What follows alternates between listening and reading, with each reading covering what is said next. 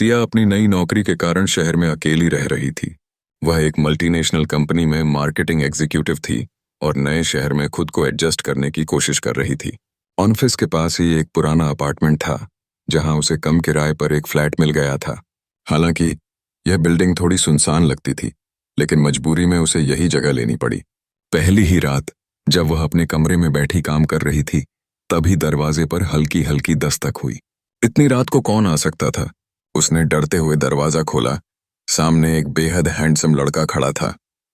हाय, मैं आरव इसी बिल्डिंग में रहता हूँ। नया पड़ोसी देखने चला आया, उसने मुस्कुराते हुए कहा।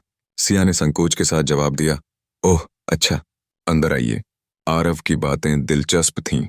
धीरे धीरे दोनों में दोस्ती हो गई और कुछ दिनों में ही वह सिया की जिंदगी का अहम हिस्सा बन गया। लेकिन सिया ने गौर किया कि आरव हमेशा रात को ही मिलता था। कभी कभी वह अचानक आ जाता और फिर बिना बताए चला जाता। एक रात जब सिया ने आरव से उसके घर के बारे में पूछा, तो उसने हल्के से मुस्कुराकर कहा, तुम अभी नहीं समझोगी, लेकिन मैं हमेशा तुम्हारे साथ हूँ। उसकी आंखों में अजीब सा दर्द था। सिया के दिल में हल्का डर भी था, पर उसकी मोहब्बत इस डर से कहीं ज्यादा गहरी थी। आरव के साथ बिताए पलों ने सिया को उसकी जिंदगी की सबसे खूबसूरत यादें दीं, लेकिन कुछ चीजें अब उसे अजीब लगने लगी थीं। एक दिन ऑफिस से लौटते समय उसने अपनी बिल्डिंग के चौकीदार को आरव के बारे में बताया। चौकीदार ने घबराते हुए कहा, मैडम, इस बिल्डिंग में आरव नाम का कोई नहीं रहता। 10 साल पहले इसी फ्लैट में एक लड़का रहता था, लेकिन उसने खुद को मार लिया था। सिया का दिल जोर से धड़क उठा। वह सीधे अपने कमरे में भागी।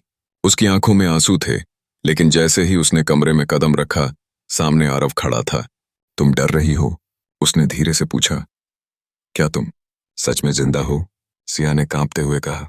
आरव ने गहरी सांस ली। मैं तुम्हें छोड़कर नहीं जा सकता सिया, मैं सिर्फ तुम्हारे लिए यहां हूं। सिया को समझ नहीं आ रहा था कि वह क्या करे। वह आरव से प्यार करती थी, लेकिन अब उसे यकीन होने लगा था कि वह किसी आत्मा से प्यार कर रही है। सिया ने आरव की सच्चाई जानने के लिए उसके पुराने घर जाने का फैसला किया। वहां उसे कुछ पुरानी तस्वीरें और अखबारों की कटिंग मिली। एक तस्वीर में आरव की तस्वीर थी और नीचे लिखा था, युवक आरव शर्मा की आत्महत्या, रहस्य अभी भी अनसुलझा। सिया की सांसें थम गईं। वह उल्टे पांव अपनी बिल्डिंग की ओर भागी।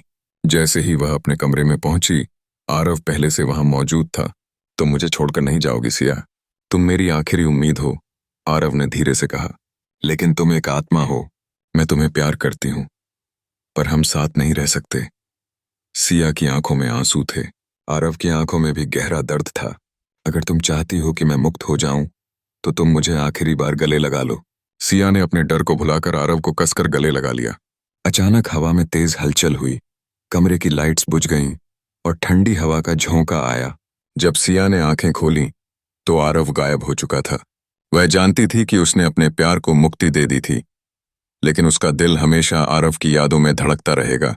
रात की खामोशी में सिर्फ एक आवाज गूंज रही थी, मैं हमेशा तुम्हारे साथ हूं सिया। यह कहानी आपको कैसी लगी? क्या आप इसमें कोई बदलाव या अधिक रोमांच जोड़ना चाहेंगे?